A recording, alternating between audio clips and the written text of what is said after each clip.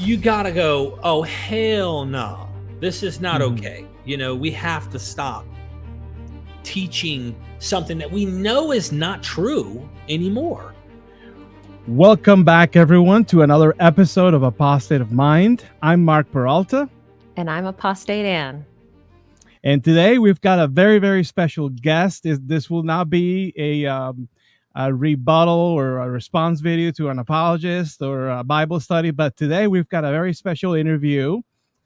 Our guest probably needs no introduction at all. If you're in this world like we are and our audience, we expect you to be. But today we have Mr. Derek Lambert, who is the host of the Myth Vision podcast, who's been instrumental, not just in our personal deconversion journey, but also instrumental in what we consider bridging the gap between the ivory tower of mainstream scholarship and the public square, which is the internet for us today, for the most part. Yeah, we've been watching Derek all this time as his audience. And so I'm excited as an audience member to dig deeper into who Derek is and the behind the scenes of what he does. Yeah, so without further ado, let's bring him in, Mr. Derek Lambert. Welcome to Apostate of Mind. Me? That's right. Me? Okay. I think this is real. I feel myself pinching.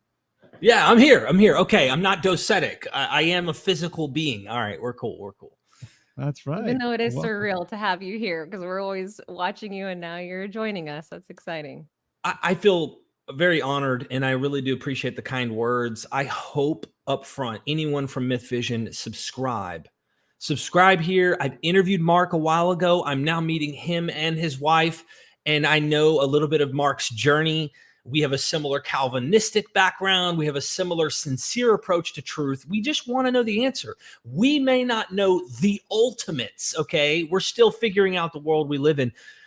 I use certain tools. I'm sure Mark uses those as well. And it's really impressive also, by the way, I just want to say that you as partners are doing this. That's a really cool thing. So thank you for inviting me. Subscribe. Thank you, Derek. We are wanting to know more about your life and more about your channel. We want to know how this whole thing started. And we can't think of a better place to begin than perhaps a deconversion story. So I wanted to know, do you have one? What was that like? Yeah. So I do have a deconversion story-ish. I mean, it always constantly evolves due to remembering details that you don't think about at times. So when you tell it again, you're reminded of different things that you think may have played a role. People go, what was the one thing? And it's like, bad question, because it's several. It's an ongoing journey, a detective investigation on what is the truth. And when I say truth, what are the facts? What does the evidence really point to?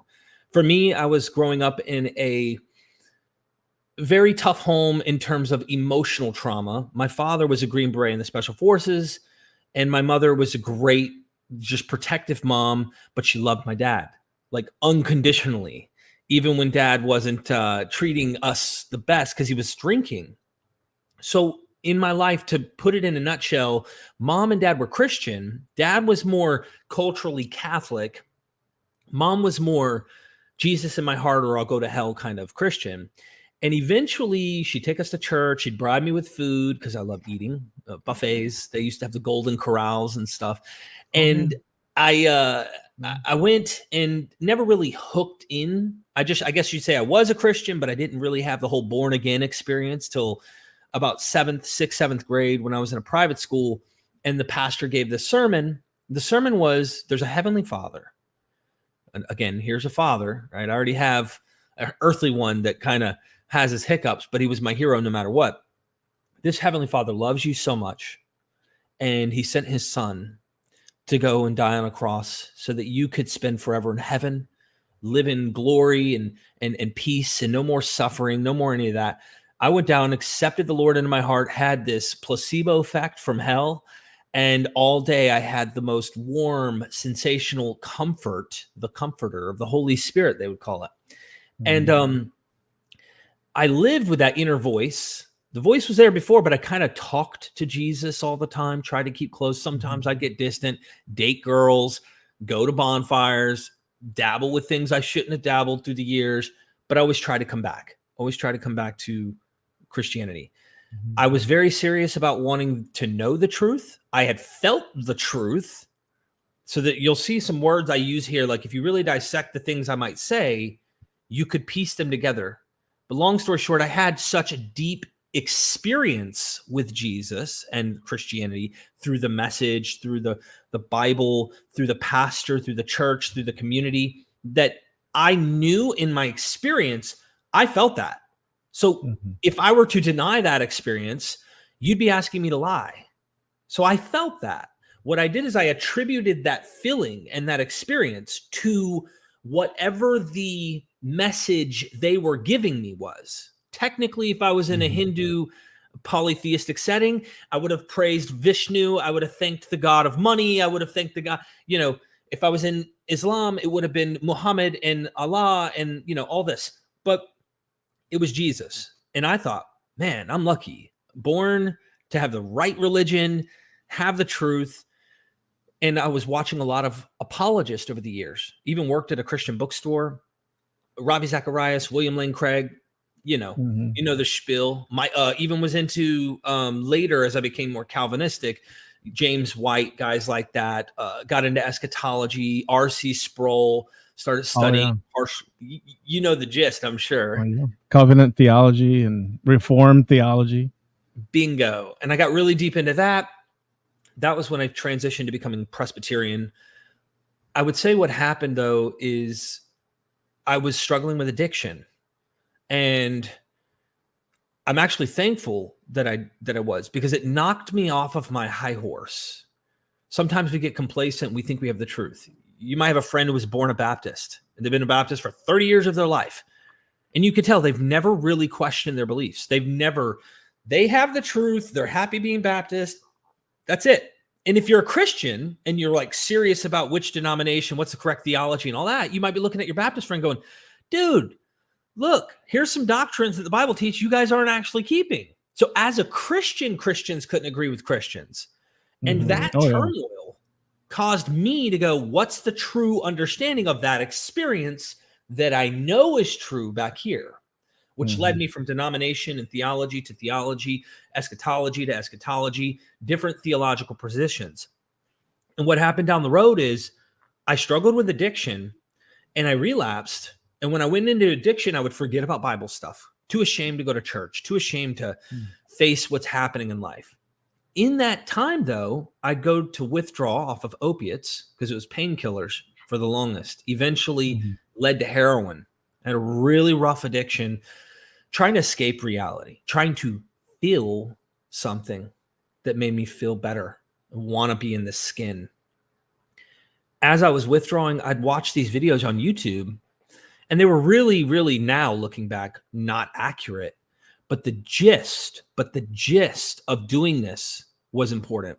The Zeitgeist movie, the one where they compare and say Horus was born on December 25th, and he's born of a virgin, and they really exaggerate, or they're not accurate to the T. But the whole process of comparing Jesus to anyone else, I had read Ravi Zacharias' like 100 deity book where he compares Jesus to like 100 different gods, Jesus among gods. And Mhm. of course, no one compares to Jesus. This video made it like clear. Actually, there's several figures that compare to Jesus. However, I didn't know that they weren't completely accurate. It did Mhm. make me question, though. Like, I was at a place, no one was controlling my thinking. I was not in a setting where I'm right about everything in life. I have this pride of knowing and I have the truth and everyone else is wrong, which I was known to do, especially when I was Calvinist. You debate other Mhm. Christians, you hit them over the head with that predestination. All the time. you know, sorry this is long, but it gets you into the depth of what I'm expressing. And then I started going, what if Jesus isn't Mhm. the truth? But I held on to Jesus. I did. This guy called me when I got clean again and started socializing online. And he said, hey man, let's talk. And I was like, all right. He said, can I share with you something you may not have ever heard? I'm like, sure. But I felt like something wasn't right. I felt like this guy's an atheist or something. Something's not adding up. So I was like, look, man, I won't judge you. In my head, I was thinking, yeah, the hell I will.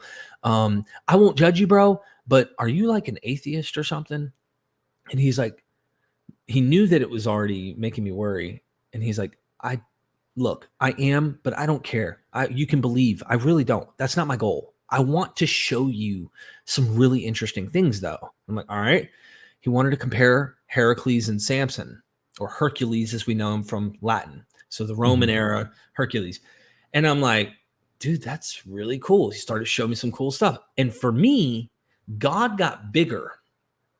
God got bigger than the only way to the Father is through the Son, and Jesus is the only way. And so I started going, maybe Jesus is just like this one, almost like Baha'i teaches, like in this time, at this period, this was the prophet who was giving a message of God, but God like is like the 6 wise men of Hindustan, and all of them are trying to describe the elephant. None of them really know it's an elephant, but they describe it like a wall or a tree or a bush or a fan or a spear. And none of them really know, but God's like conveying itself to different people in different religions. It broke down that wall that said, I'm right, everyone else is wrong. That was the start of God got so big, though, that it lost its power over me. So very concentrated, monotheistic, the only way, the truth. That's how you control someone. When you start going, God's like this thing, this energy, this force, this, who knows, it doesn't have so much control over you. But then science, evolution, and that led me down actually using a methodology of naturalism that makes the most sense to me in the world we live. So there's the nutshell of my story. That is so good details, because I think that paints the picture of sort of your journey. And so what led you to start the channel? Ooh, I was still a believer, actually. Oh. Yes. So this addiction, as we talked about, I started a YouTube channel 8 years ago. Actually, the 25th of this month was 8 years off heroin. And I remember withdrawing on a couch at a house I owned in Fayetteville. And I was looking for content for someone who can help me get off drugs. Found this guy, which looking back now, he's passed away since then. He overdosed and died, but he helped me to get clean. And I started this YouTube channel just not for views, not for attention, purely like, if you're like me and you're really struggling, like this is what I did and this is how it helped me stay clean. I did this, I did that. I went to meetings, I talked to people, I did it. Well, Myth Vision eventually started as I worked this new job at this construction company, and I would listen like to guys like Bob Price, Richard Carrier, the list goes on and on and on, and these really bright, educated people who knew a lot of stuff I had never even heard of. And it would blow my mind. While I moved up to a supervisor, I had more freedom to listen in my Bluetooth while telling guys, go there, do this, do that. And I'd listen all day long to these podcasts. So I started learning, and then I brought my computer with me to my hotel, which we traveled for work a lot. And I just reached out to some of these people and said, could I interview you and talk to you about some of these things I've been learning? Started a second channel, completely hobby, not interested in doing this at all as a thing. The internet sucked at the hotels. I started off with guys like Joe Atwell, the Caesar's Messiah hypothesis, and all of these type of things. But I believed. I still had like a spiritual, that broader concept of God. But I still use the words like Jesus, things that I had learned from Christianity. But it was just God was bigger than that narrow Calvinistic, Presbyterian, evangelical Christianity. And that's how it started. And over time, different things in my life, I'd be working here, or I'd have a time off, or I finally moved, or COVID came around, or I had unemployment due to being laid off due to COVID, gave me a lot more time to reach out and start doing more interviews. And then it was starting to make a little bit of income on YouTube. And that income started coming in, and I started realizing, what if I could do more of this? Would that then provide to where I could do this more? I love doing this. And it took on a life of its own. Next thing you know, I'm doing this full time. Wow. Wow. That's amazing. And that's very commendable. and you have to have a lot of guts because some of these folks are, I'd imagine they're not easy to reach, right? I mean, how The did you get a scholars? hold? Yeah. Oh yeah. Yeah, some of them are hard to get, and we pulled off some things. I don't know how we did it looking back. Like Professor Elaine Pagels, holy smokes, she doesn't do interviews with people. I harassed her through email for like a year and a half. Hey, can I interview you? Hey, can I? Well, I'm going to my house in Colorado Springs, and I'll be there this summer if you're interested. And I'm like, I'm flying out there. Can I meet you there and we interview?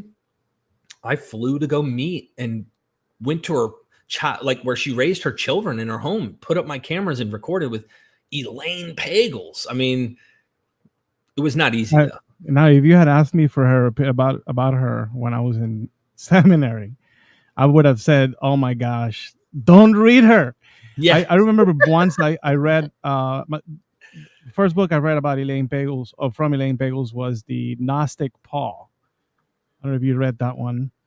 Yes. But it blew my mind. I was like, "There's no way this is like that." And now I'm reading her. It's like, yeah, you're so right.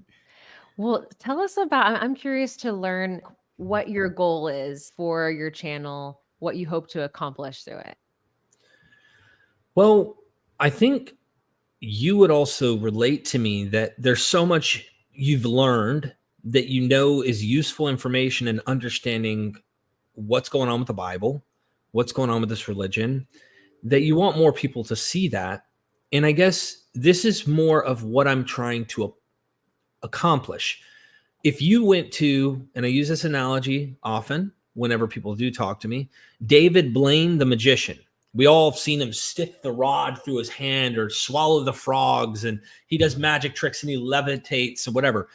And there's people in the auditorium who believe that he has the capabilities of really doing magic, real magic, not the what is real magic, which is a trick. And you know, yeah. I'm sorry. Do you know that he's been criticized by other magicians for using stooges? For using what? Stooges.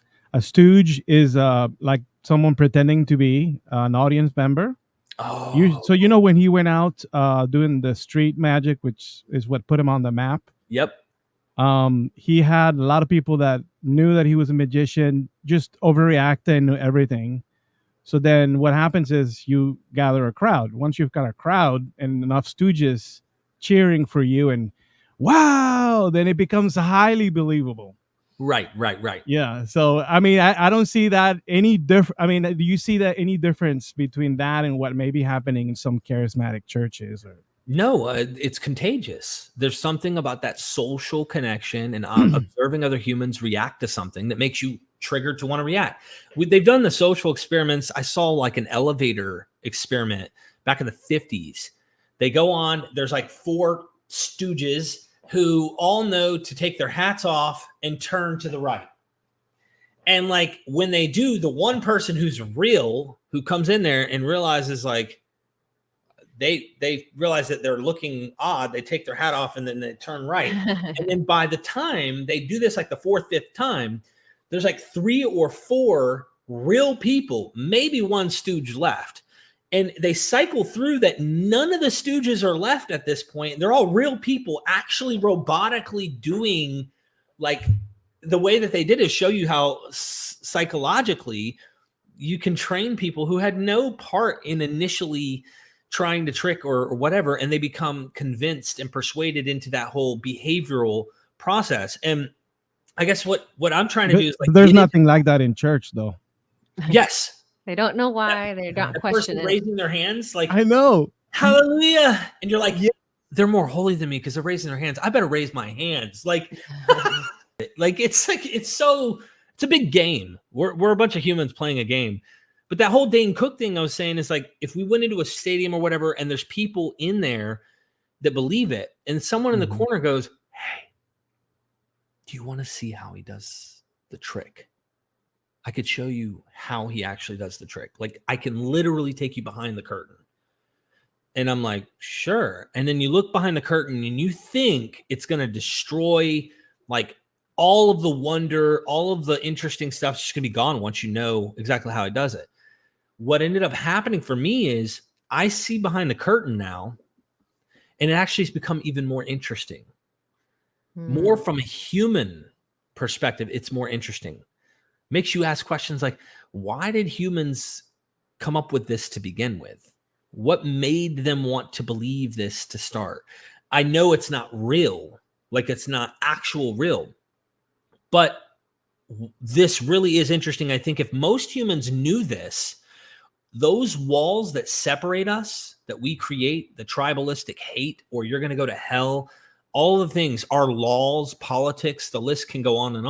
And people who are moved by this myth, if they knew this, I don't think there'd be as much trouble in the world, especially through the Abrahamic faiths. So that's kind of what, to answer your question, like why and what I'm trying to accomplish is getting more people to fall in love with the Bible as an atheist. I want them to fall in love with the Bible as a human book that is just documenting legends, myths, maybe sprinkles of history here and there, giving you their perspective. And also, I want them to fall in love with things like Homer's Iliad, the Odyssey, Hesiod's Theogony, the Greek myths, eventually going into other stuff, Mesopotamian mythology. I want to show people this at the time, I think, was the most scientific answer to the world that they knew at the time.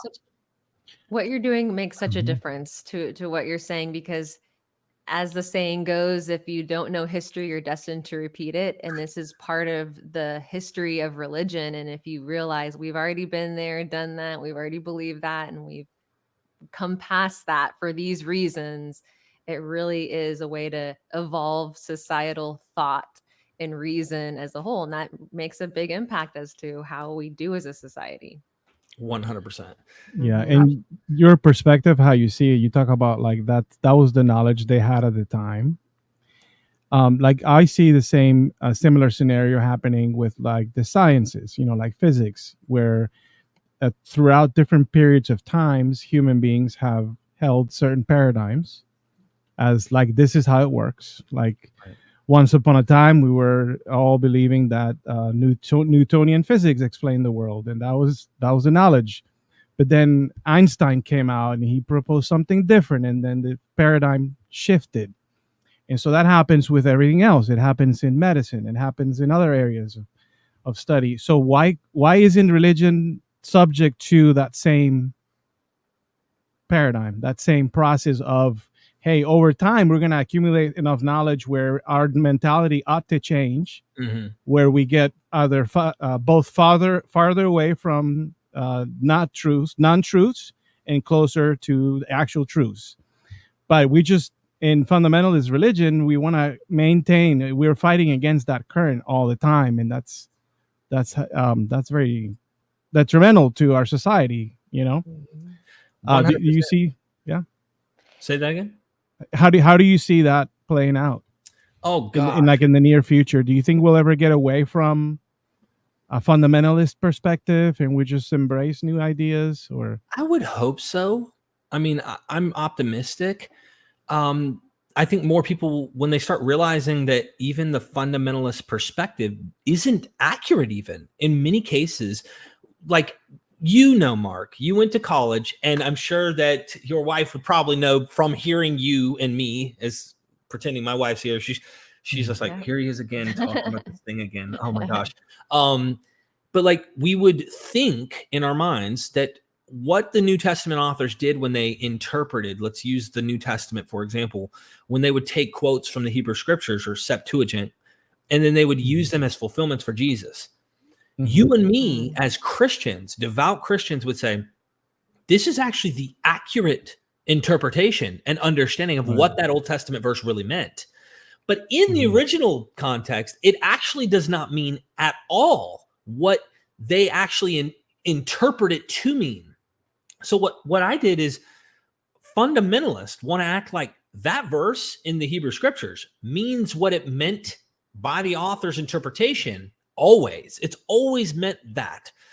And when you realize that, like, once you start saying, oh, it has two meanings or double fulfillments and possibly two completely different interpretations, or that the New Testament authors had the liberal liberty, I'll use the term. Here we are with the liberal interpretation. They had the liberty to see Jesus in ancient scriptures of theirs and then interpret it that way.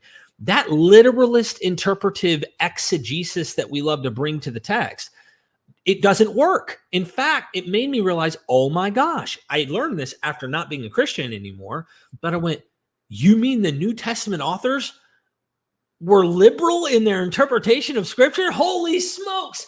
The liberals were right all along, at least in terms of taking that more, they saw things like you might see, if you know how people make the joke, they see Jesus in their toast in the morning. It's not really Jesus there, but they see Jesus in the toast, or it looks like it could be understood as what we portray Jesus in art to look like. And that's what I think they're doing with scripture. They had this kind of, I can look for anything that might match my Lord here, and boom, they're putting the tail on the donkey. And once you see that, fundamentalism starts to fall apart. Because that's that literal interpretive exegesis methodology doesn't work. That's just one example. The other point is I think that we're going to evolve out of everything we eventually hold to. What ends up happening is we try to separate ourselves. Oh, Christianity has nothing to do with some of our ethics, some of our moral codes. We shouldn't fool ourselves and pretend that there isn't something there. I mean, Christianity has dominated much of the world. The problem is when Christians act like, oh, Christianity has the moral code, the ultimate answer, and they are totally wrong, because Christianity evolved out of Hellenistic Judaism and the Greek and Roman milieu. If you do not know Roman law, if you do not know Roman ethics, Roman philosophy, and Greek philosophy, and you aren't looking at the New Testament aware of that, then you do not know how Christianity came to be. So when Christians try to act like we have the capital T, the capital truth, and we have it, well, okay, what about all the Greek philosophers like Plato, Aristotle, Socrates, and all of these people, Thales onward, that played an impact on Philo of Alexandria, Paul, early church fathers, Justin Martyr's using them. He even calls Aristotle a Christian. The dude never knew about Jesus. He calls him that because he has a philosophy where God permeates all things. My point is like, we're going to keep growing out of things, and we need to learn where they come from, how they came to be, break down that capital T, and realize there's no capital T. There's no the truth when it comes to these things. That's or like when they say Christianity is the only one where this happens, and the only one that happens. Like I did a recent episode on Ruslan KD where he made 5 claims like that. And I'm like, no, dude, Hinduism does that. Islam does that. Judaism, surprisingly. I mean, there's so much about Judaism that they taught us within Christian church that is wrong. Can you think of any of those things that perhaps you kind of had to relearn later as an unbeliever about Judaism? Oh, goodness. I didn't know much about Judaism at all as a Christian. Well, like some of the things you hear, like, oh, there's no forgiveness. Yeah, dumb stuff. There's no grace. There's no grace. It's like, first of all, what really shocked me is that there was more than one version of Judaism. I mean, I lived in such a bubble that you don't even realize, like, just like there's these vast amount of what we would call doctrines or denominations, there are various forms of Judaism, even today. But even back then, even more so, they were more divided. Sadducees had no we would talk about that. We knew that because the New Testament told us the Sadducees didn't believe in angels, afterlife, resurrection, all these things. But that whole grace and works thing, we were so Protestant in our thinking that we had no way to get beyond or behind those walls that we've been creating in our heads from John Calvin and Martin Luther and all these guys who played an impact on the Protestant churches. I also think what's interesting where I'm at today now is realizing how much it has in common with other forms of things like Zoroastrianism and even the Greek Hellenistic world. The book I have behind me over here, Cattell Berthelot wrote, called Jews and the Roman Rivals. I got it somewhere over here on my shelf. She shows how there's competition between the societies that usually conquered or had control over the Jewish people. And the Jews would imitate or make laws or interpret. Here we are with that toast scenario again. They would interpret their laws in a new way because of the Roman laws. Greeks did this as well. When the Greeks got defeated, if you will, by Romans and they got in power, the Romans, they had such an open view on making people citizens, unlike the Greeks, that the Greeks realized, like, man, Rome's going to really take over because they have a much broader opening of making people citizens. Well, the Jews had a much stricter approach before Rome on who is included, who becomes a Jew, participant in the Abrahamic genealogy. Eventually, it started to become like, actually, if you wanted to join, you could join.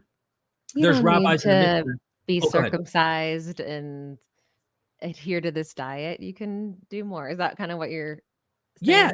Yeah, you could participate. If you joined, usually it was like, you can look at the laws in Deuteronomy where it's like, well, if you're a Canaanite, you're never going to be welcome. If you're a certain family like Amorite or Amalekite or whatever the people might be, by the third generation, your descendants will be considered an Israelite. They had like really weird, strange prohibitions on who can become one of them and join. Most of the time, you would just be a ger or a goyim among Israel. And the point is later on in the Mishnah, the Talmud, we really have this spot out. But in Paul talks about in Romans 9, which I know I'm speaking here where Mark is going to totally pick up where I'm coming from, but I never thought about this, adopted sons of Abraham and adoption, right? Show me in the Hebrew Bible, give me a single verse that talks about God adopting. I could show you in the Roman Empire, where the Romans used adoption to make a child or a person who was never biologically your son or children into your child. We have it with Octavian, who was adopted by Julius Caesar. These are the prime examples in Rome. We have a Jewish guy named Paul using adoption from the Roman Empire into his Judaic/Christ cult movement, describing non-Jews who are incorporated into Abraham's seed, becoming children of Abraham. Well, what the heck is going on here? So I'm saying, like, they changed. Everybody does this with new empires, new environments. Even Christianity, if you see it further in the East in Persia, you'll see Manichaeism come in. Less Greco-Roman stuff. You'll find Eastern philosophy, more Buddhist, Hindu stuff into Christianity. You find it down here in Alexandria, Egypt. It's got more of a Egyptian mythos with Horus and Osiris mixed into it, and Dionysus. You find it here in Rome, or more central to Rome. You're going to find more Heracles, and you're going to find more Romulus. It evolved. It is mutating, just like we talk about with evolution. And I think that we are as well. So we will always continue to change whatever is the thing at the time. Well, I was curious. You mentioned a little bit about your process of deconverting, kind of like point by point, but I want to know the moment where you kind of had to face yourself and be like, okay, I don't know, I don't believe now, and obviously you're not an island. I'm curious to know too how that played out with your family, right, in your household, and then also in your extended family. I remember when I started, you kind of talking to yourself, and I was like, I don't believe this anymore. I don't. But I was afraid. Not afraid anymore of like, what if I'm wrong? That was a stage as you're processing this that I wasn't at yet. That was before. Of course, we all had those doubts of like, what if I'm wrong? What if, they're right? Once you've studied enough, you start getting confidence and realizing like, yeah, mythology. Yeah, legend. That's inventive. Well, which version of hell is it, huh? And you start realizing more you educate. Once I came to that conclusion, and I don't remember the thing that made me go over that edge. I think I had already started to not believe, and then was trying to be honest with myself, realizing everything I'd been learning, I'd say, you don't believe this anymore. This isn't true in that sense. I still found value the same way you might watch Lord of the Rings or some fiction and go, there's a lesson there. There's something interesting. There's like a timeless, maybe timeless teaching in that could help you in your life.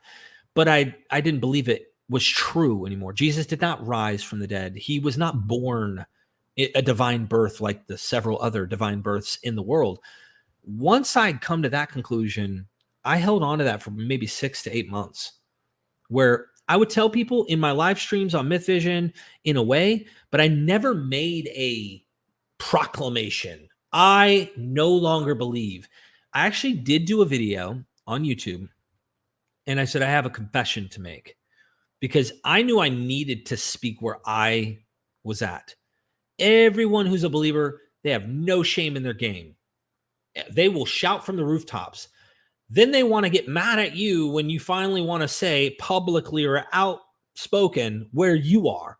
Oh, well, if I wasn't a believer anymore, I would just be quiet and walk away and have nothing to do with this anymore. This is how they imagine the world. Yet you remain believer, screaming from the rooftops, trying to change people's minds.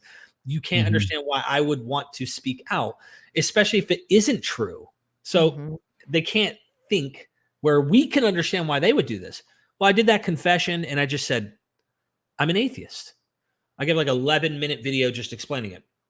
To my family, that was a different thing. My mom, I'm a mama's boy. Mom would ask me these tough questions, and I don't want to hurt mom's feelings because I love mom.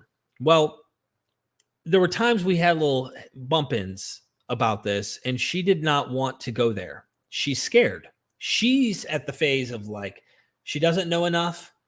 She's worried about hell. Am I going to go to heaven? Am I a good person? There's nothing, there's no logic. There's no rational evidence and explanation that comforts her in that. So she's just stuck in that myth space of needing to think it's true or wants it to be true because she's worried about hell. It's been ingrained.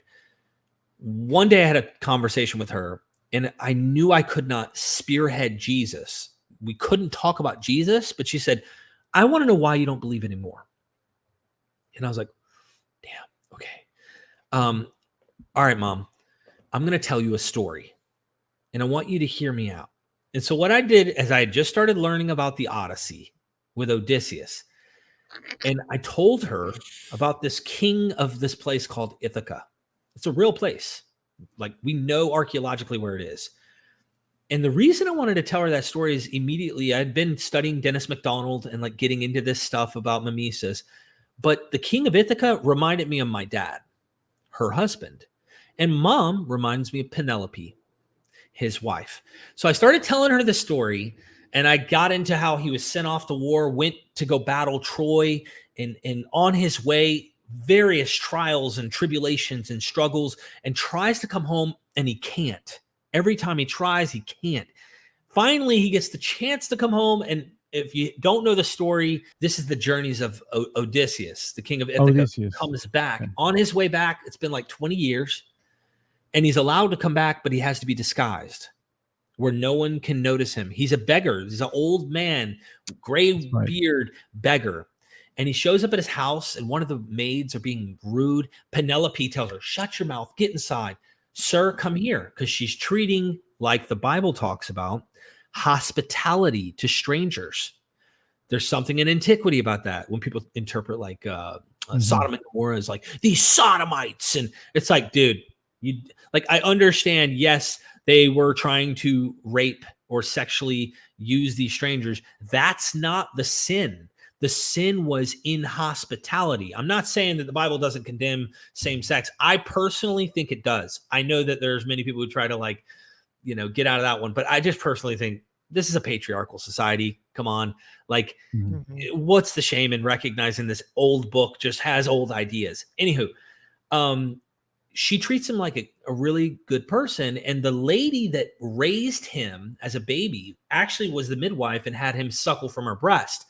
She's washing his feet, the same kind of scene we see with Jesus, where the woman recognizes Jesus No one else does. The Pharisees say in their hearts, if he knew what kind of woman this was, he wouldn't have her even touch him. Well, she recognizes her master, Jesus. In this scene, Penelope recognizes by a scar on the leg who Odysseus is and goes, Master, it's you. You're home. And he tells her to be quiet. It's not his time yet. They'll kill him if they find out he's here. Just like Jesus would say, shh, go and tell no one. Like this theme in Mark. Yeah. Well, I'm telling you a lot here, and I don't want to keep going because there's so much. And I don't That's good. time. My mom Mhm. starts crying. She starts crying Oh. because I didn't mention Jesus. I kept it completely in the Greek world and told her the whole story of how he comes home. In the very beginning of the story, he's making love to Penelope before he goes to war. At the end of the story, he's making love to Penelope. And I told him he's back home with his wife, who he loves. And if you know the whole story, it'll put chills on your spine. It really is an amazing epic. Mom was crying, and I said, Mom, this was the Jesus story to the Greeks. This was their religious narrative that they held to that was sacred. And I said, now, do you think those things I described actually happened? And do you believe they're literally true? Or is it the story that has the depth and the meaning and the value? And she's like, okay, I get it. I don't want to talk about this anymore, but I get it. Yeah. She at least understood without me talking about her sacred story, which is Jesus, which I wouldn't have been okay if someone confronted me like that. It was when that guy told me, can I show you something? Yeah. Let me show you how Heracles and Jesus, or not Jesus, but Samson compare. When he gently showed me, I couldn't get it out of my head. I was like, what's happening? Something's going on. Just same way people might hear about the flood myths from Mesopotamia and go, you mean Genesis is using Enuma Elish, Gilgamesh epic? What? Why? Why would they do that? If my God literally told them this true story, or if Moses on the mountain really, why would they need to check other myths in order to write their own stories? That will break down someone who's a fundamentalist like me. And then what Yeah. about your wife and kids? How did that You're going to laugh. happen? You're going to laugh. So this one's good. This is good. I was a nut job. Okay. I really believed it. Mark, can you say amen to that, brother? I can When relate. you go crazy. Oh, yeah. You were probably like me, man, where we were just not normal about Jesus. Oh, yeah. I mean, because it was real to us. Well, Oh, yeah. me and my wife would argue. I mean, like we'd argue all the time, and I would tell her, you need to take this serious. You don't have tomorrow. Like it would be the worst. Some nights we wouldn't even sleep in the bed together because I'd be fighting with her and she'd fight with me about Jesus. And she could never take it as serious as I did, in my eyes, at least. But she always had this relationship where she said, like, yeah, I believe in God. I believe in God. But men wrote that book. She'd always tell me that. It pissed me off because 2 Timothy 3:16. Are you kidding me? Like, this is inspired. God's Holy Spirit moved these men to write. And I just made the whole Bible part of that. Right. Forget how we got the canon and how this literature ended up here. It's all God. And I would argue with her as an apologist, and she would tell me, I just don't trust men. And men wrote it. And I'm like, so 10 years later. Similar. Right. So similar. Right. Yeah, she was more so reminded that I was. I pushed fundamentalism till the very end. Right? 10 years later, we're driving to the beach. I'm not a Christian anymore. I'm doing Myth Vision, and we're cruising. I can't remember what we're jamming. It was some good stuff. Whatever it is, it's got a thump, and me and her are vibing. And in my mind, I just went, hey, honey, you know, men wrote the damn Bible. She looks at me and she's like, yeah, I wonder who told you that like a long time ago. And I'm like, baby, you were right. You were right.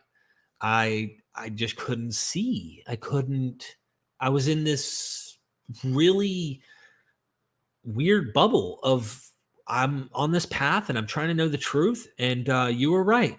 And then she says, I know, thank you. And I said, but I can explain how I know men wrote it. You know, I still had to try and win in the argument. I was like, but I can actually show you why men wrote this and it has errors and things like that. And so I still tried to be right. But she always stuck her guns. Even to this day, she thinks there might be something that, you know, we would call God. Like there might be something out there. To her, this can't be all that there is. You know, she thinks there's something going on. And I get it. I understand that she has that. And I don't try to take that away from her.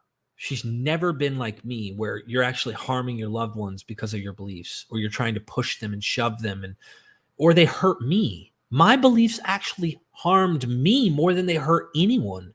And that's why I want to do Myth Vision, to help people. And I know that's what you're doing. You're trying to help people find themselves and happiness in the world without make-believe or things that could potentially harm people. So I want to kind of, in light of all this, and you mentioned little bubbles that pop up, I'm thinking about like hate mail, haters, trolls. We are a very small time and we get stuff all the time. I can't imagine how much hate mail do you get and how do you deal with that? What's your philosophy? To me, I actually just kind of don't take it that personal. I once did when I first started getting hate mail. It depends on the hate mail. There's a lot of different hate mail out there. Some people try to hate me because of Bob Price.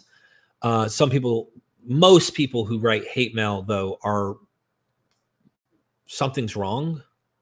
I mean, I would say something was wrong with me at one point, but I would have never written hate mail to people. I'd have made challenges, but like some people, you got to go, what? Some of them think they're Jesus. Some of them think they're Paul reincarnated. They have a message for me. By the way, watch out for this day. In 1 month and 12 days, you'll see. I told you, watch out, warning. This is what's going to happen. And I'm going, there's just some crazy people who it works. Like these religious, strange kind of beliefs, when you don't have it anchored with a good epistemology of testable, observable, scientific kind of natural world explanations, you can be nutty and attach yourself to any woo-woo you want, and it works. Like tomorrow, if I disguised myself, started a new channel and started making weird claims, there's going to be someone who's going to fall for it or even be in the chat. Like they're absorbed and they're attracted to weird authoritarian claims of doomsday, apocalyptic. Look at the crazy signs that are showing right now. Look at what's happening over in Israel. Oh, and by the way, look at the epidemics and things that are happening with diseases. I'm telling you, the end is near. This is Revelation chapter 7, verse 13, when the king saw the things that are, and you do it just right. And people are like, they just fall into this trap. So I get a lot of it, but I get a lot of compliments too. So I try to look at them and go, cool, screw that stuff. This is good. Yeah, speaking about like interesting characters like that, I don't know if you've heard of this, but there's a famous Colombian, I don't know what she calls herself, but she claims that she speaks an alien language, and she's basically doing tongues, what you'd imagine tongues to be. Yeah. Right. She sounds just like tongues, and she claims to speak using an alien language, and that she's got a message. She's making tons of money through followers and donations and people that want to know special messages. So like this kind of stuff, like the forbidden, like the occult, has so much appeal to a lot of people. Right. Secret knowledge. Secret people knowledge. want an edge over what everyone else knows. I think that's why, like, if you look at people who look at, there's like witches, or there's people with tarot card readings, or there's something about something about humans wanting to guess the future, to know, is there any way you possibly know what's going to happen? And they love falling for that. And there's really interesting tricks they do to persuade the people who are paying them in order to get them. And it's the same thing we see with these pastors on TV and how they act. They do the same stuff. Oh, for sure. Well, I want to know a little bit about the behind the scenes. Like, what is your process for putting together an episode? Where's your studio? How do you balance your work and life, since it is now your full-time career, but it's also, something you may be doing from your home studio? Tell us about that. Yeah. Well, I just started doing the documentaries about 2-3 months ago. I started because Gnostic Informant, my buddy Neil, he did one and it really did well. And I was like, well, I want to try and do these. And they're kind of your own piece of art that you're putting together. Before that, it was purely me interviewing academics or me doing a video myself. And I've done that for years. So I started doing these documentaries, which actually helps me learn way more than just an interview with scholars or even reading the scholars' books and then interviewing them. I learn either way, but when I'm having to dissect the material, write it into a script in my own words, and then edit it and put visuals in that help me to produce the whole picture, you really know what, like, at least a very good understanding of what you're dealing with. And so the process for me right now is I will produce a script on a particular topic. Lately, I've been going through the Bible on the origins of, I'll do like the origins of creation in Genesis 1 or the origins of Abraham. And what I'm looking for is the same thing that got me kickstarted on Myth Vision and interested in diving deep. That's that comparative mythology. Mm-hmm. What my hopes are is to get people to see, okay, where did Abraham come from? People who believe the Bible say, what do you mean? Well, he came from Ur of Chaldees. He's a real guy, was born by a pagan family and left the idols and heard the voice in his head by Yahweh to go to a land that God promised him, and he'd be a father of many nations. That's where. And when you actually start looking at other stories, not just the Bibles, you start realizing this guy does things and has promises by the God or gods of things in his life that you find also as tropes or themes in other characters. And one of those you could say is Athamas, for example. We just took Abraham.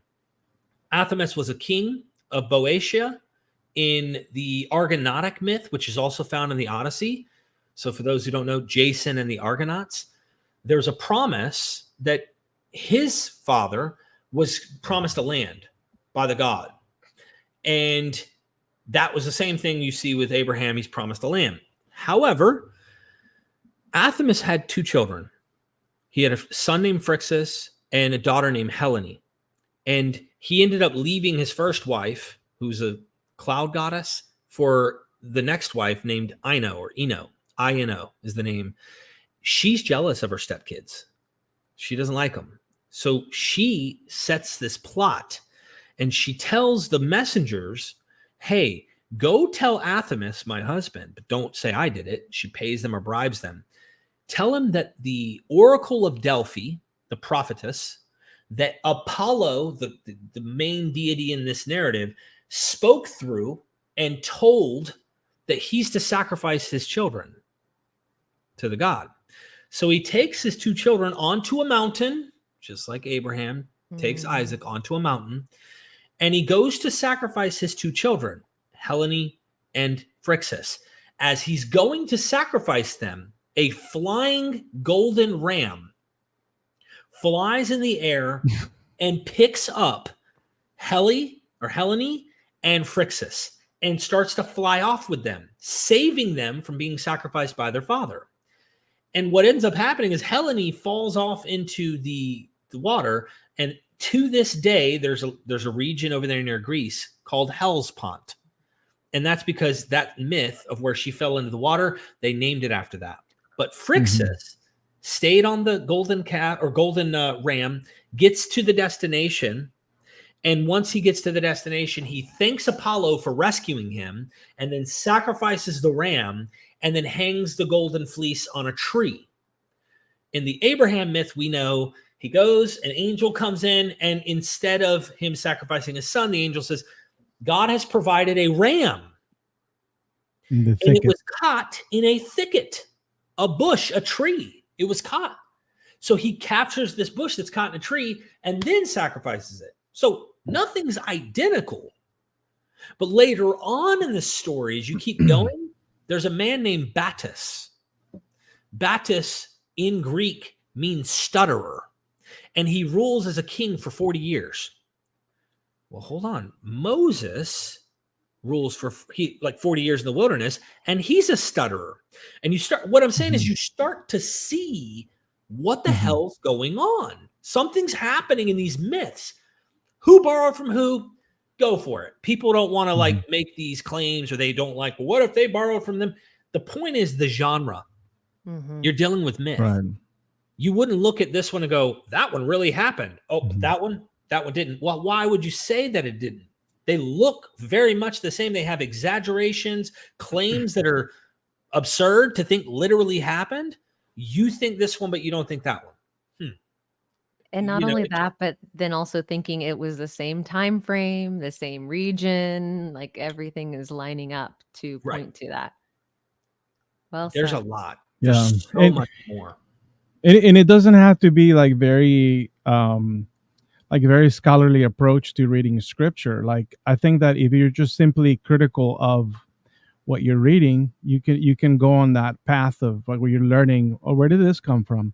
Right. And it starts out, for me, it started out with thinking about, all right, what is it that I'm reading that the author seems to be implying that I already know, like it's already in my mind, you know? So like, for example, when you read Genesis 1, the author is assuming that you have a certain understanding of who God is, you know? When like the whole Abraham thing you talked about, what the hell is circumcision? Like, how does that just show up out of nowhere? Right? We're supposed to understand what this is. Like, if we know nothing about Judaism and Christianity, that, you know, growing up in this world, how are we supposed to know what God is asking Abraham to do and why? Because the text doesn't necessarily state it. It just assumes that you know that this is a good thing somehow. And it's not until you realize that, hey, there are other ancient cultures that were already circumcising. Why were they circumcised? What was behind their thinking with this practice? And then you wonder, why would God institute what seems to be like a very pagan thing that pharaohs were using, for example, as a blood sacrifice to Osiris? Why would he include that as part of its practice in theology and right law, right? Exactly. This is such a good point. I mean, why would you take what looks to me a primitive model of a fertility cult practice? You know, why are you cutting the foreskin off of a penis? I mean, why? What are you doing down there? That, unless you know a little bit about, like you talked about, Egyptian mythology, because I mean, as far as I know, not only does Josephus mention this, Manetho, others, they talk about how the custom comes from Egypt. This idea of circumcising comes from Egypt. And I think it's in Herodotus as well. 5th century BCE talks about this. So when you think about that custom and you see, holy smokes, like, look at the mythology in Egypt. I actually have 2 courses I'm editing right now with Kara Cooney, the Egyptologist. Holy smokes, she knows. One is on Genesis creation in Egypt. So she's going to explain the origins and creation myths of Egyptian mythology. And then also the other one is resurrection. In both resurrection and creation in the ancient Egyptian mythos, sex is so prevalent. It's like Mesopotamian.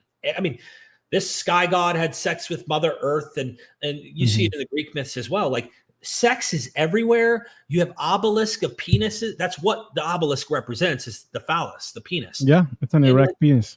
Yeah, and you got to go like, why is this guy in the desert taking a stone and cutting the skin off of the head of these male Israelites, and don't apply it to the sex act of something?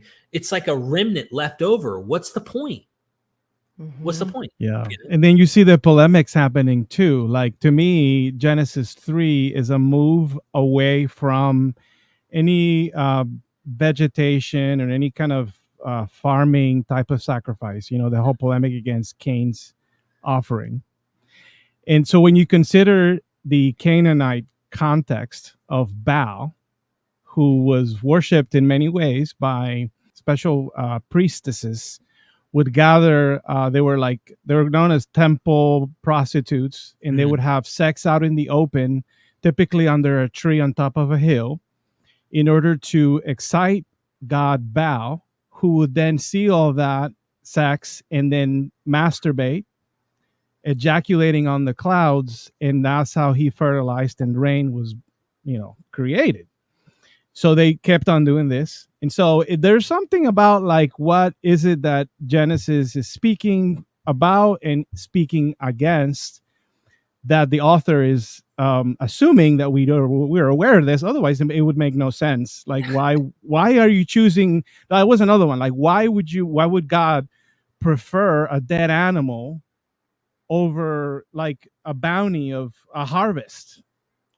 Right? That makes no sense unless there's an underlying message. There's something that's there that is not explicit, but the author assumes we kind of know. But what is that? And so, for me, like, I guess what I would personally take my guess on is, it says that man is made in God's image. We've all heard this over and over. Obviously, I think the reverse. I think we may not have intentionally did this. Like, I don't take the route that like all religion was literally purposefully created to control. I'm not saying it has been used that way. I think that what ends up happening is we think that the thoughts that come into our heads or the way we observe the world is somehow what the God must also see. So it's our perception that is what's really the driving role for the deity. Why is the earth flat? Because it looks flat in antiquity. We had no way to know that it's round, right? Well, God so happens to play with that perception. But he should easily see and know that we're on a sphere. So it's clearly man putting the ideas onto the perception of God. Goes back to my deconversion. I believed that it was true, whatever the message was, and that message changed denomination to denomination because of my experience. I imagine the ancients also had experiences just like we do, and then applied what looked natural in the world. Oh, rain comes down. Okay, like I love the example you gave. Rain comes down, and if we don't have rain, my children will die of starvation. We will not have harvest. So how do we get rain? Well, remember, we have a custom. If we want to get Baal to drop rain from the sky, we need to go up on this hill. I don't know this particular custom, but I mean, it wouldn't shock me. Have sex under a tree, get him aroused, have him want to send the rain. And to them, they don't see anything weird about that. To us, we might be like, bruh, what are you doing? Like, hey, I understand doing it because you're interested in having sex or something, but like, you think that rain comes out of the clouds because you think you're getting a God aroused and that wow, that's interesting. They didn't think that was bad, especially with an agricultural mythology where the god dies and rises and cyclical stuff is occurring year in and year out. There's all sorts of stuff you could say, like in the Osiris myth. I think it was Osiris. I can't remember the actual deity. She said he sticks his stuff in the ground and ejaculates in the earth and then causes the crops to come up, or something to do with the Nile having to do with ejaculation, which is what brings all the water. And there's all sorts of stuff that's like sexually there. And I think we're getting kind of remnants of that in the Bible, but because they're demythologizing, they're purposefully demythologizing in Genesis and other places. You have these strange, we'll call them appendages, like a whale has, hind leg hip bones or something, the pelvic bone, and there's no legs left. Well, what was that pelvic bone for? Evolution tells us they were once land animals that came back into the sea. Well, I'm saying, like you're saying, this was once full-on mythology that was demythologized. And if you don't know that, then you won't understand what you're reading in the Bible. Exactly. And if you assume that it's true because it's from God, you're not questioning it or reading it critically. You're just trying to make that truth fit. So it kind of makes me think like if the women of that time got on the hill, I mean, they may have received rain a week later, but that confirmed their biases. I did this happened. Correlation means that this was effective. It reinforces their beliefs. That makes a lot of sense. And what's interesting is, like, as we've been showing in this discussion, that most of the people who are reading the Bibles aren't even aware of any of that. And they're not even drawing that conclusion. They have their own interpretive model in a new context where they think they understand reading back into these texts, and they don't. What I'm interested in, what Mark's interested in, what you're interested in, I'm sure, is like, tell us the building blocks of that narrative. Why that practice? Why circumcision? Why temple prostitutes? Why did they go on a hill? Where did these things come from? Why did sons of God come down and have sex with mortal women in Genesis 6?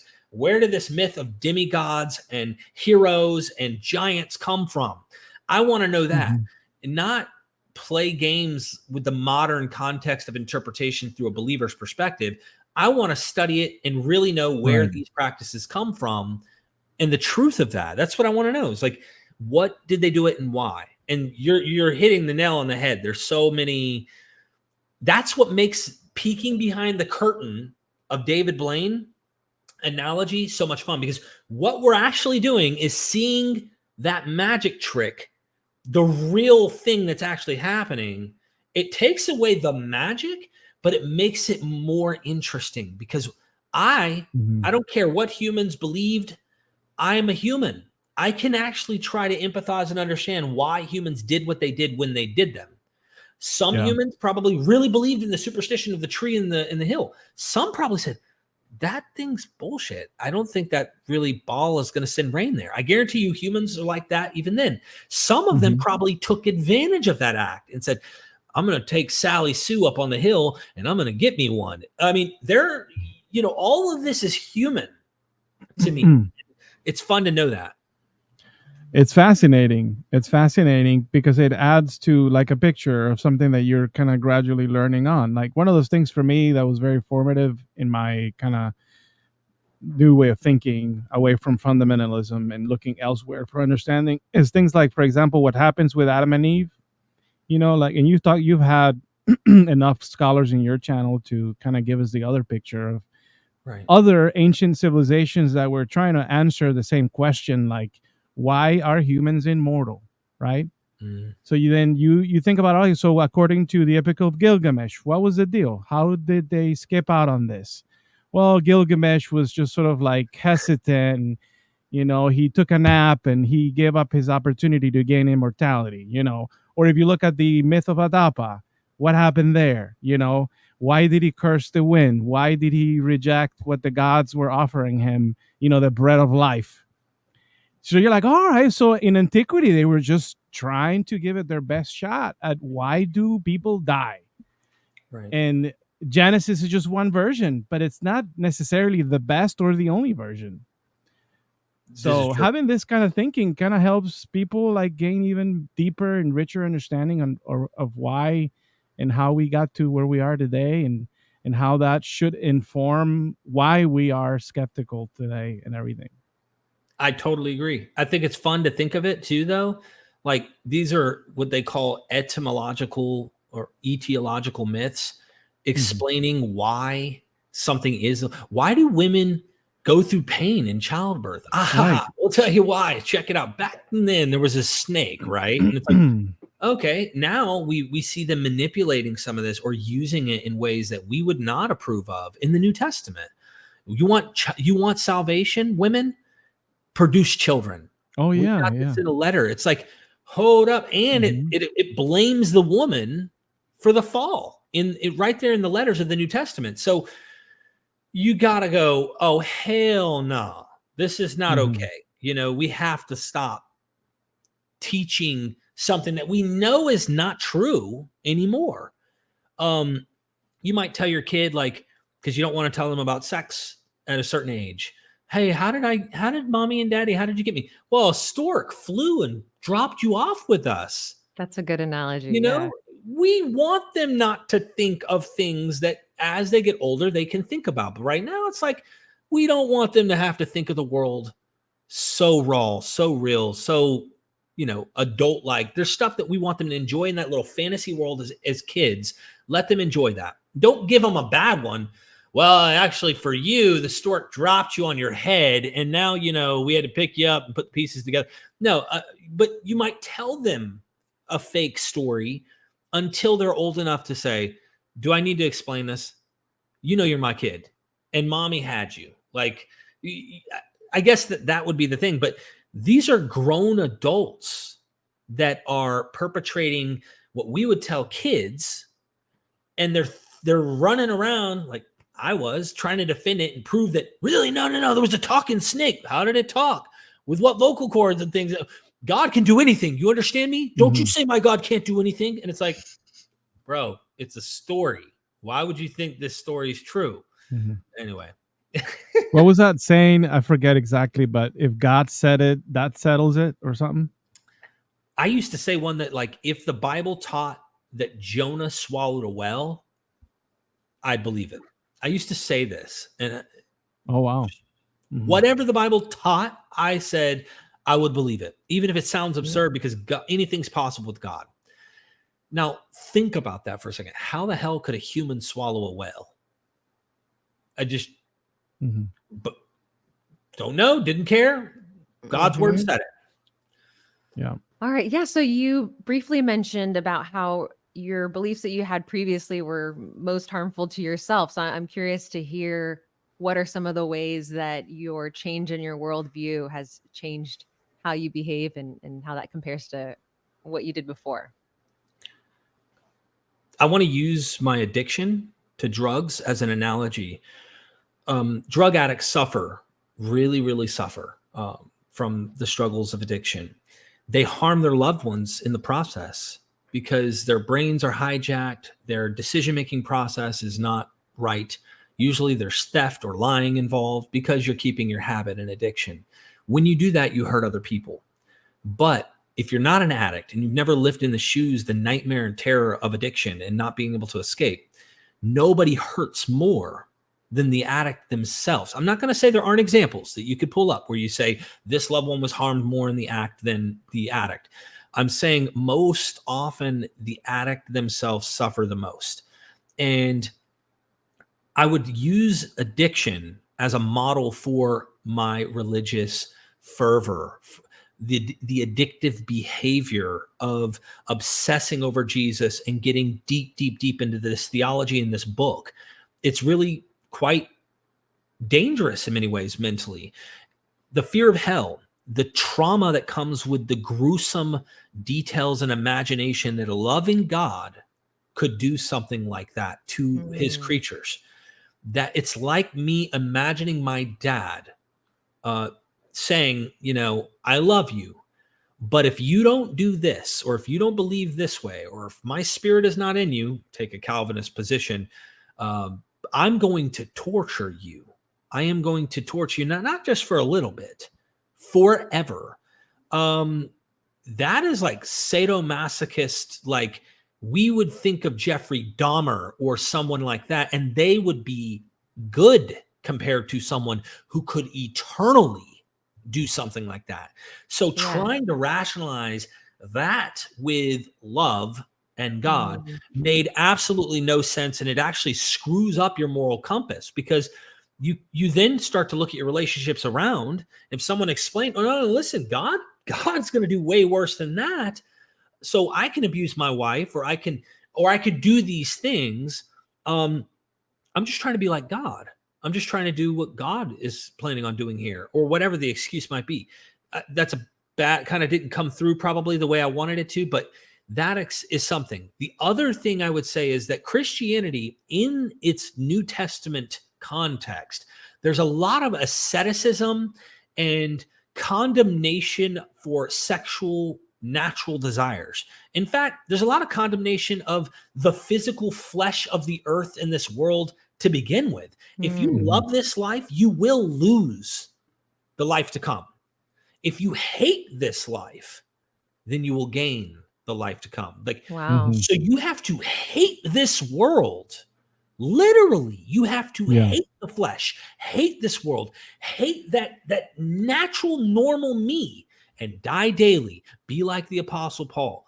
So the abuse that it caused me as a kid going through puberty, who found Playboy magazines because dad would give them to me, and then pornography or masturbation starts coming in as a young man who can't help that he has these natural urges, and then would condemn themselves, go down and get prayed for at the youth group for several years, and not realize why all these other people weren't going down to be prayed all the time. So they were probably lying. They were probably going through the same things I was, but I was being more honest and going down there and being prayed over and doing it over and over and over, condemning my flesh, condemning the behaviors I would do. It makes you a little crazy. Mhm. It really hurts you mentally to think, you mean to tell me I had no choice, no say? I cannot help that natural inclination that comes, but I'm damned for this. This is wrong. Mm. That really, really, really screwed me up for a long time, not understanding what's normal and okay and what is wrong, because what was natural was wrong. This world was wrong. Everything we live in was wrong. That's a huge weight off your shoulders just to put that shame and guilt and worry to rest. Exactly. All of that is gone. I don't have any of those problems at all. And I don't want anyone else to have those. And if you're going to be true to reading what the texts are saying and what's implied, you're going to walk away. If you're serious about this, you're going to have the same problems about this that I did. And if you want to get really nutty, go read Irenaeus or Ignatius's letter to the Romans. I think it was Ignatius. Ignatius wrote a letter to the Romans. It is the craziest letter I have ever read of a Christian father. It is a suicide letter to the Romans in Rome, the Christians in Rome. He is pleading with them not to interfere, but to make sure that he goes and dies a martyr by the beast eating him and grinding his bones and flesh into their stomach, that be his grave so that the glory of God is true. And he says, let me die. I do not want to live. He writes, I do not want to live. I want to go be with my master for eternity. Like, it is so suicidal when you read it. And what he wants is, he even gives a hint at death by cop in it. So what I mean is, he says, if they won't kill me, I will make sure that they do. Like, what the hell? These are church saints. These are emulations we're to follow. If you can't see why this is a problem, I cannot help you. That's why I feel the burden is gone, because I actually love this life, because I think this is the only life we have. Make the best of it. Love love yourself, number one. And then you can really love the world. That's my true thought. So yeah, I can't think of who said it first or where I heard it from, but I heard it put this way, that we all have two lives, and that we don't really get to start living the second life until we realize that there's only one. right. And so coming in grips with that reality does change a person. I think about death now more than I've ever thought about it as a Christian. Mm-hmm. Because you think, I don't know, you feel like you have this, like, you ever watched Bubble Boy, the movie Bubble Boy? He's like born, and his mom tells him if he ever leaves the bubble, he's going to die. And his whole life, he's in a bubble. Finally, at the end of the movie, the bubble pops. And he's like, oh, shit, I'm about to die, right? No, I'm not going to die. Well, like, it's almost like that to me. Like, life started once that bubble popped. And I was like, hold on. What the hell? I thought if I did this, I was going to die, and this is wrong. And no. Turns out mama was wrong. The irony of being free indeed once you leave those beliefs. Exactly. So speaking of beliefs, one of those that we take an interest on, obviously, we are atheists. What is your position, Derek, and how has there been an evolution in your position with regards to the actual existence of God? I'm an atheist, a metaphysical atheist, philosophical, as people like to go. Atheists are asserting they believe there is no God. Okay, that's me. I have no problem. I'm not a lack theist. I wouldn't have a problem with someone who is. I don't believe a God exists. I don't. And if you ask me why, it comes down to that evolution of our species and the perceptions that we've developed. And I think some of the reasons we think a God exists or there's something is our own experiences. This goes into the weeds a little, but why not? I've got the time if you're down. So I'm convinced of John Wathy. He's a neuroscientist who says the idea of God, an unconditional loving God, or a wrathful deity, comes from mother and father. And the human that is in the womb is connected to the mother. Here's the mother, here's the father as well. If the father's around, here's the father, but really is connected to mom. There is, everything is connected inside to mom. You are neurologically wired to believe mom exists, even though you can't see her. You're in her stomach. When you're born as an infant, you don't remember screaming for your meal, but mom hears it. And because of nature and naturalism explaining this whole process, the mother comes and feeds the child. The child just needs to cry. And that being that child believes is there comes and feeds and nurtures and supplements whatever's lacking in the infant's life. So we are helpless without mother for many years of our life. And we are wired to believe and know she's there, even if she's not. I will add that those neurological processes that are being webbed in, like, as the fetus is forming and the baby's growing and whatnot, are essential for survival. Without a doubt. Because otherwise, why would the baby cry if he was not expecting that someone would respond to it? Without a doubt. And there's also facial recognition. Like children, even in the womb, they've done experiments where they can see faces. They're wired to know what faces are. They know how to see faces upright. It's neurologically wired through our species evolution, millions and millions of years. When the child is, finally growing up, teenage phase, and is starting to become an adult of their own, that neurological upbringing doesn't dissipate. It doesn't go away. It's still hardwired into each and every one of us. They talked about the God gene, and everyone has this God gene, and that was years of talk about the God gene. I do think it's harder to not believe. It takes more sophistication to understand and to know, okay, I don't jump and make these leaps to thinking there isn't something, because it's so natural to assume something is than to try and rationalize and explain why it's not. And so John Wathy pretty much goes and explains that warm comfort, that God who's going to nurture and be there for you, especially in traumas, trials, addictions, things like that. It's really easy to think, just like that mother, I'm crying out for help, God will come. And notice it's usually people who are going through emotional trauma, who convert, who join the church, who go down to the altar and they ask this heavenly father like me, who was lacking his earthly father the way that he wanted him, and calls that God father to come into his life. And this father, that preacher said, will never let you down. Never. Well, all of these things are natural.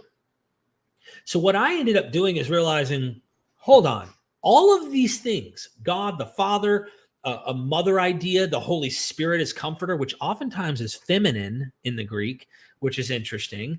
You start thinking, hold on, is this all natural human perception and observation that we have applied and just kind of put behind a cloud, stuck just outside of the universe? He interferes in the universe, but he's outside the universe. Unfalsifiable claims, but We apply it to just that step further beyond our actual mothers, beyond our actual fathers.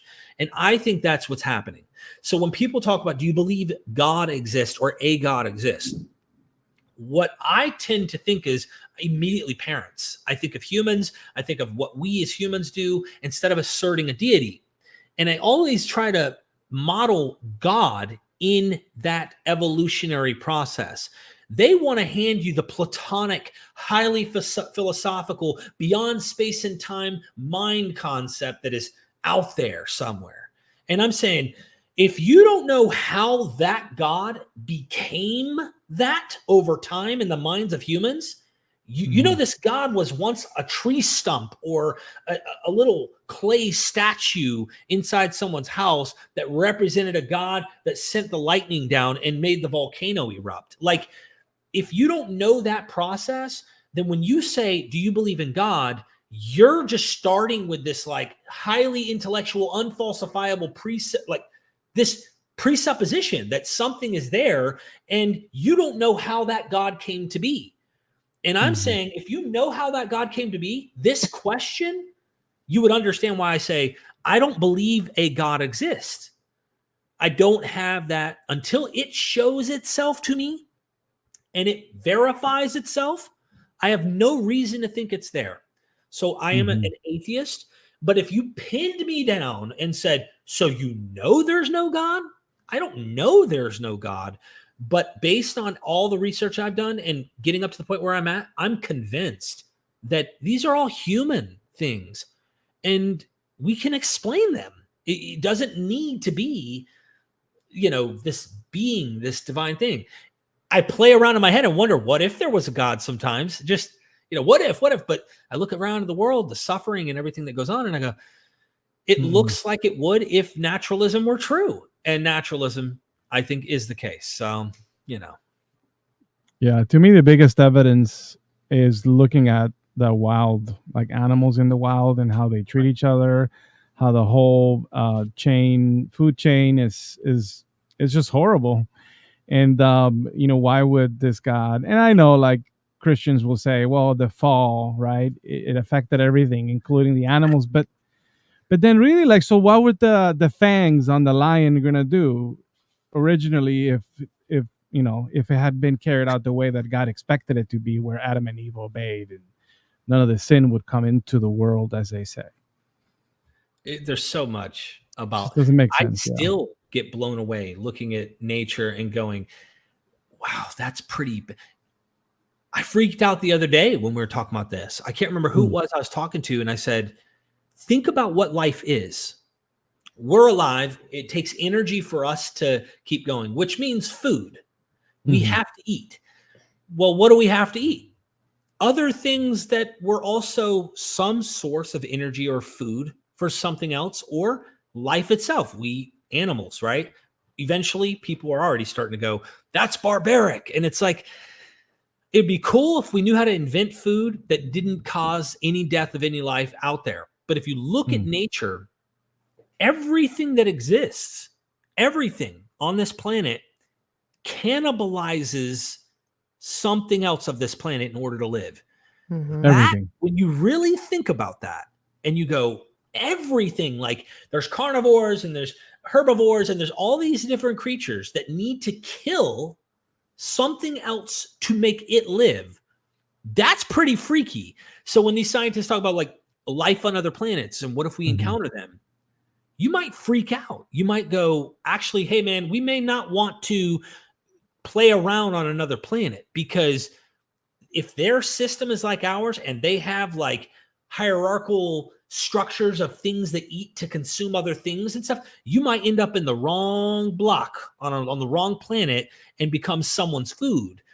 Because how is it alive if it's not ingesting or somehow absorbing energy by eating and consuming something else? I mean, unless life forms some weird way where it's just solar rays give them energy and that's the food, or somehow, and it's not through eating other animals, other life forms. That to me is pretty freaky if you think about that. Well, you could even argue like black holes could like collapse and then destroy a bunch of life.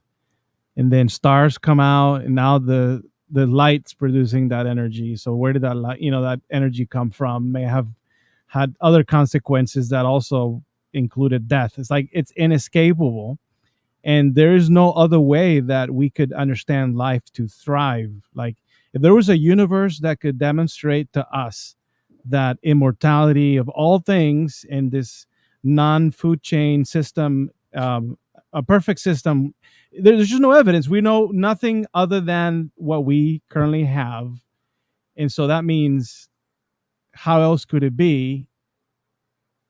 We can't think of anything different other than this current way. Well, Mount Survival. Olympus is true. I'm just kidding. What did you say? I'm sorry. I just said survival. Right? Mm-hmm. So I have a last question if we're about ready to wrap it up. All right. So one last question. I'd love to know. I know this channel and all you're doing is fun for you, but I'm curious to know what you do for fun outside of this. Oh yeah. So because I work so much and I'm trying to delegate more work to getting help through editors and stuff like that so that I can actually try to get more free time, it consumes a lot of my time. What me and my family, we don't live in like a popular city right now. It's a pretty family orientated, smaller city.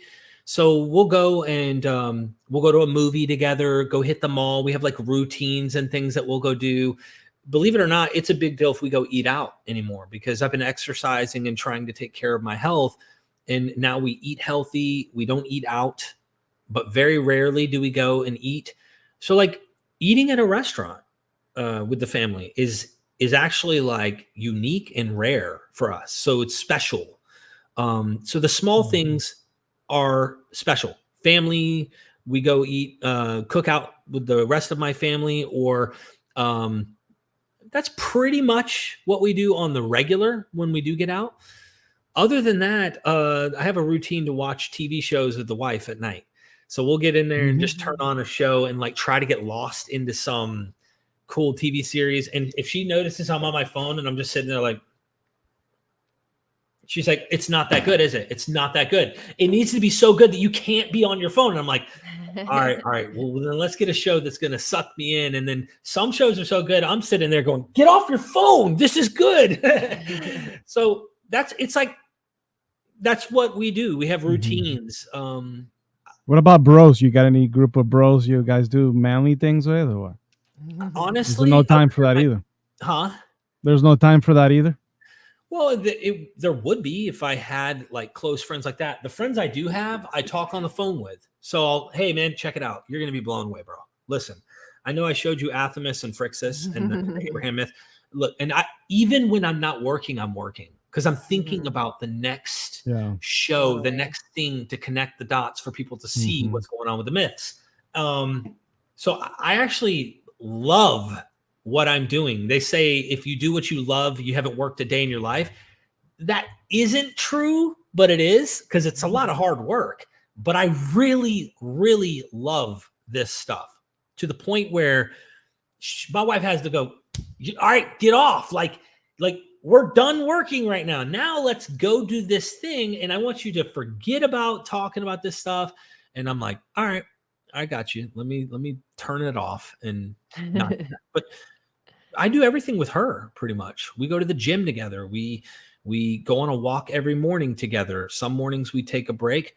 We watch our shows together, and she works and helps me do Myth Vision courses or MVP courses. So she does the course side and I do the YouTube side, and try to, we do work together from home. Does she work for a living, or is she full-time with you? Yeah, she works with me. So she's, oh wow. Yeah, she does all the course material, setting up the scholarly courses and editing them and getting all that set up. She does, and I'm doing all the YouTube side. And like she does a lot. If I didn't have her, she's doing the appointments for the kids. We have 3 boys, so we're busy. And yeah, she works from home. She used to do dentist work, like she worked at a dental office and ran offices, and she's now doing all the organizing and doing all the stuff here. So oh wow. So that was me. So much in common with you guys. Yeah. That's me today. I work in the dental field and Really? do this on the side. Yeah. Oh, snap. We have Okay. so much in common, dude. It's unbelievable. It Yeah. really is, man. So you're both Yeah. atheist. You're not convinced that there's a God, I Mhm. suspect. And how long you guys have been married for a long time too, right? 18 years. 18. Just So celebrated Yeah. 18 years. wow, I Yeah. think And 17 for us. So Oh, yeah, that's crazy. mhm. Now, that is. Apostate Ann is that she works in healthcare too. She's a professional. Wow. Um, yeah, and I give her all the credit because if it wasn't because of what she does and how she does it and how she supports this would not be possible what we've done so far. Well, Wow. So we're I both want to blessed that support way. because what both of y'all are doing is so important, and we need more people speaking out. So I'm happy to support this passion anyway. It means a Mhm. lot to see that. I mean, literally, I'm like, Apostate Ann. She came out of nowhere, sent me a friend request, and my wife goes, "Who's this girl?" You know how girls are. Right? Who's this girl sending you a friend request? I'm like, I don't know yet. And then I come to find, I'm like, hold on, she's connected to Mark. Oh my God. Okay. So this is my buddy. I'd explained her, sometimes you got to explain when the pretty girl sends you a friend request. And my Mhm. wife's like, okay, you can add her, because there's all sorts of crazy stuff that's online, as you know. And she's like, that's really cool. Cause Ryan's been working with me trying to grow this. And I know for a fact that if you guys keep doing what you're doing, and as a team, it's unique. There aren't many couples that are doing this, honestly. Apostate And Ann is fun. badass, man. The other day, well, it's been a few weeks now, or maybe a few months, but she did something kind of like what you said about her. Who like your wife said, who is his girlfriend? She was like, "Oh, by the way, I've been in contact with Richard Carey." I'm like, "What? You been friends with Richard Carey? What are you guys talking about?" That's Yeah, awesome. We're So friends she'll make the now. connections yeah, for you, yeah. right? Oh yeah, Yeah. That's good though. That's good. yeah. Yeah, I just want people who watched, made it this far, subscribe to you. I want to see you grow. You're doing things in a unique way. You have training. You know what you're doing, and now you know how to apply it in a way that isn't the evangelical way we were taught. So you can use those tools. And hearing both of you, the questions you come up with, I've watched several of your videos. The way Apostate Ann will ask a question, you can tell she's truly engaging in the material with you. I know sometimes she's probably like, Mhm. well, let me just get through this moment to the next one, the topic or something. But you can tell that you're really indulging into the conversation, which makes it unique. And I hope more people will come, Mhm. subscribe, show you support, share your stuff, comment to help grow this thing. And you're taking jabs at guys like Ruslan. Come on. That guy's sensational as all get out. I mean, Oh my he's God, just, have you seen his set? It's unbelievable. it is. It is. I Yeah, mean, he he's has good. really good Very good. edits, really good video quality, really beautiful backgrounds and stuff. But the Mhm. stuff that he's saying is just not on point. Mhm. Mhm. And now we're tackling Michael Heiser, the late Michael Heiser. But I mean, there's just so much out there, and it's we always come across. I'm like, what did he say? Like what? No, no, no, no, no. Let me check that in the Hebrew, or that's what we do all day. I can't So, wait to see more of that. And I hope mhm. the audience will too. Myth Vision, if you're here, anybody, drop a comment and let him know, let her know that you're here from Myth Vision. Show them some love. I'm all about the community and growing this thing and having everybody share and show the support. That's my number one thing, because we had community, at least Mhm. somewhat, but even then it was carnivorous. It was Yeah. cannibalizing itself all the time. And so it's Mhm. like, let's not do that out here. Let's not be judgmental and have these like ugly ideas and try to judge each other. Like, no, that's the whole goal with creating this Mhm. community. Yeah. Awesome. Well, thank you so much for your support and for joining us today. Thank We're you. so grateful. We're so grateful and feel very privileged to do this sort of thing, and we look forward to doing it again. So We got the we Derek appreciate you. Lambert exclusive. What I will Yeah. come back anytime. Let me know, and we can talk about whatever. Yeah. Great. Awesome.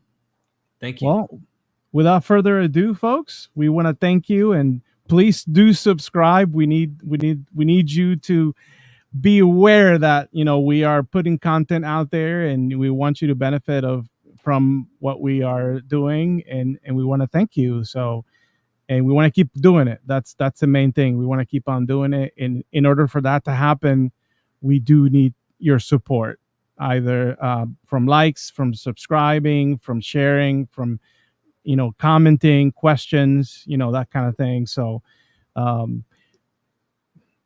Boston Ann, do you have anything else you want to say before we close? I would like Derek to join us in our apostate of mind ending that we usually do. Okay. Do you know All what right. I'm talking about? I don't know. So at the end, we always say, he says apostate, and then we all say together of mind. Okay. Mm-hmm. All right. All right. Well, folks, without further ado, this has been Apostate of Mind. Mind. Awesome. They call me a god.